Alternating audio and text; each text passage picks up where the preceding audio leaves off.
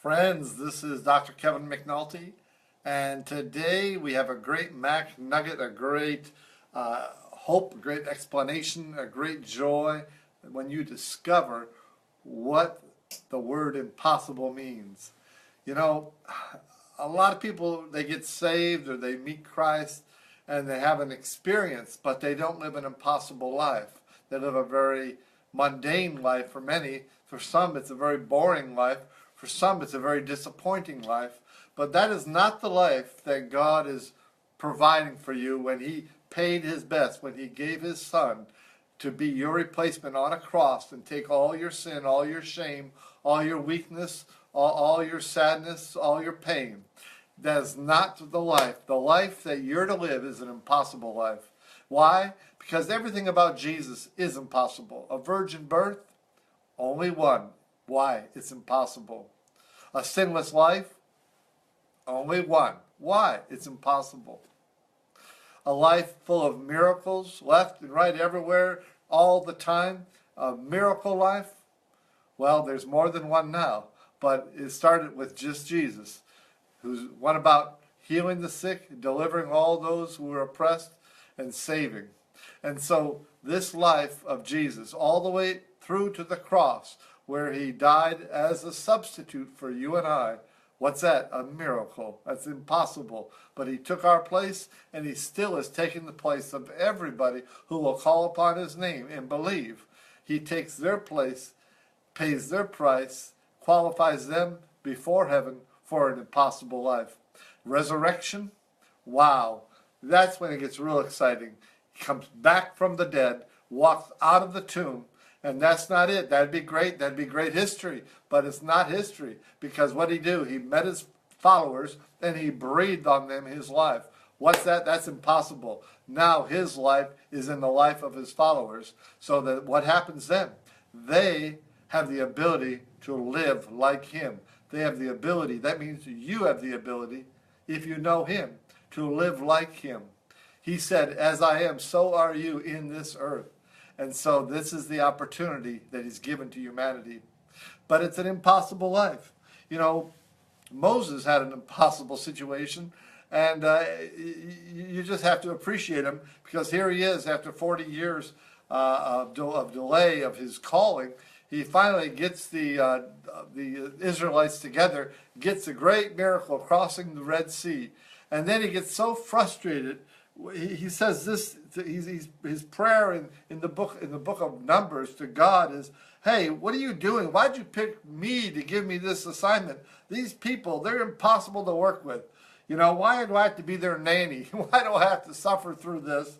And here they keep crying out like babies for meat. Give us meat, give us meat, give us meat. He goes, God, I don't have any meat to give them.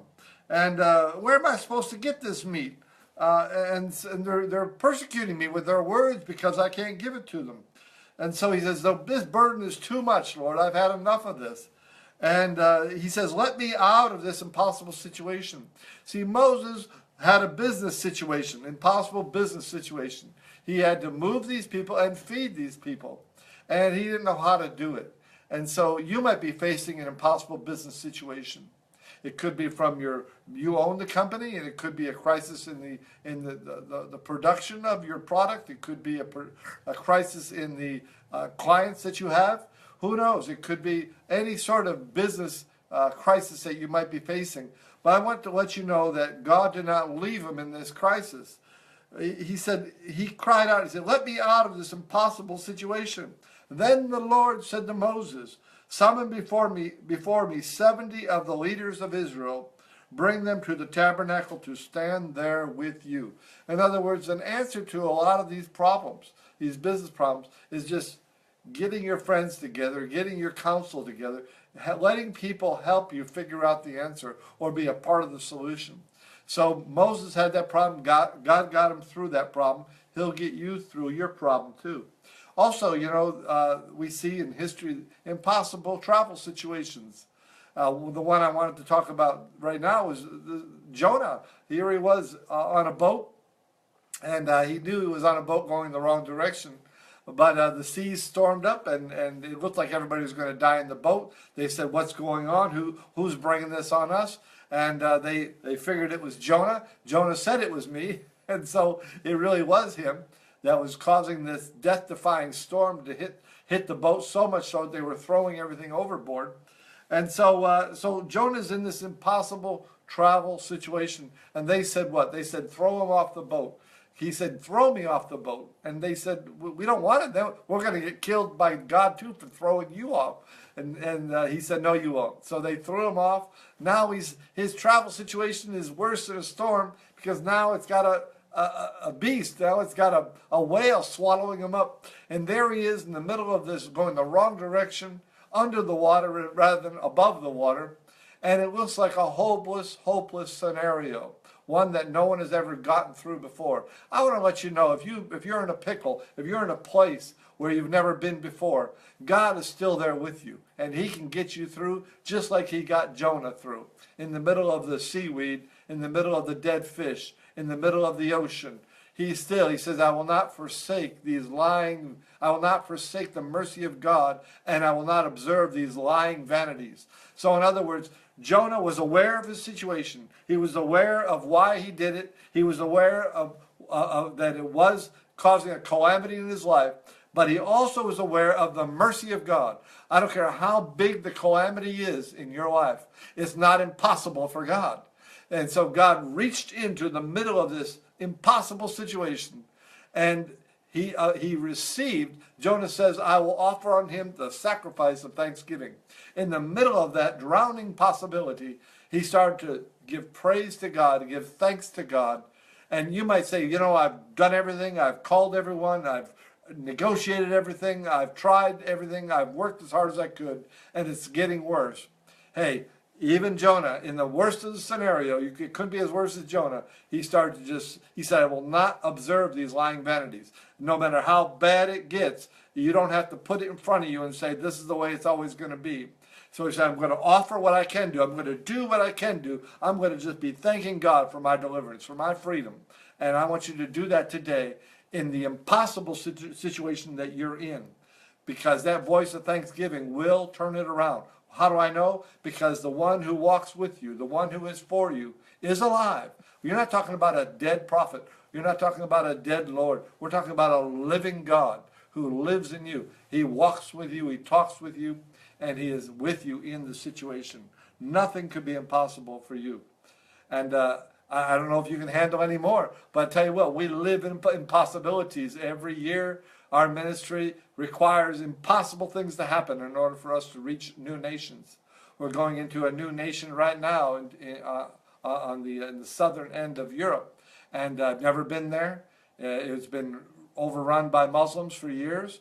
But we're going in. It might seem impossible, but I believe Jesus will be there with us, and he will make the difference and open up their hearts, and with their eyes they will see the miracles of God, and then they will turn their face and turn their heart towards Jesus.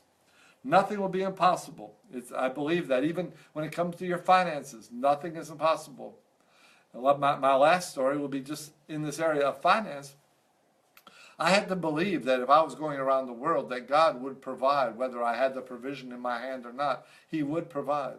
And even at Bible school, the early stages of my life, of ministry, at Bible school, when I was working at a tennis club, and they said that they couldn't pay me.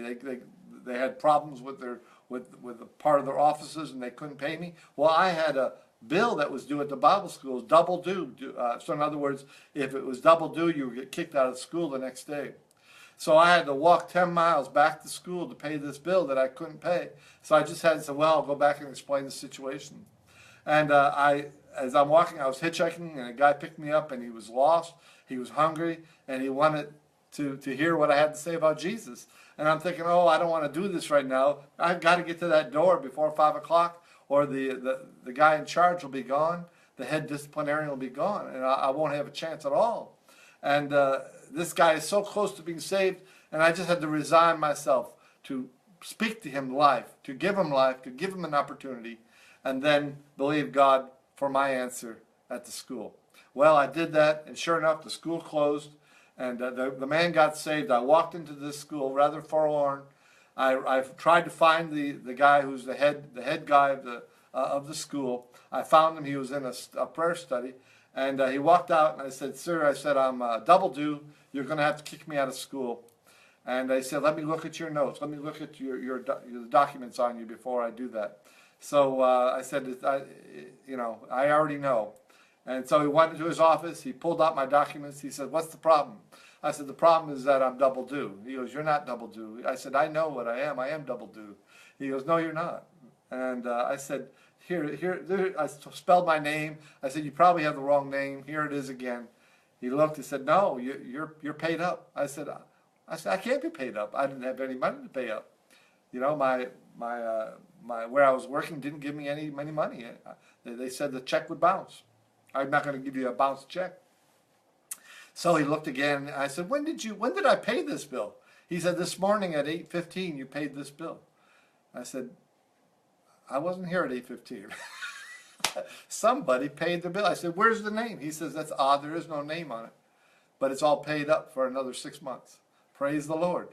That's a financial impossibility, but it happened. Thank God that he can not only speak to you, but he can speak to others around you, and that we will be provided for. Just like we're provided in heaven, he wants heaven to come to earth, and that happens as we walk out our faith, and so we make these impossibles possible. With God, all things are possible.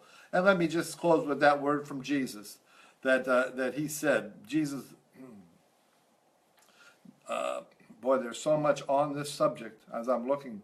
God paid a ransom to save you from the impossible road to heaven. Isn't that amazing? That road to heaven wasn't possible, but it was paid for. He says, with men, all things, this is not possible, but with God, all things are possible, is what Jesus said. So I want you to consider that about some of the situations that you might say are impossible in your life. Maybe you don't have the education you want, or the money you want, or the relationships you want, or the desires that you had in your youth, you don't have them. Rekindle your flame, rekindle your passion, rekindle your confidence that this Jesus is alive. He's not dormant. He's not there just waiting and waiting. He wants to be involved in your life. Rekindle that and let the impossibilities of your life become possible.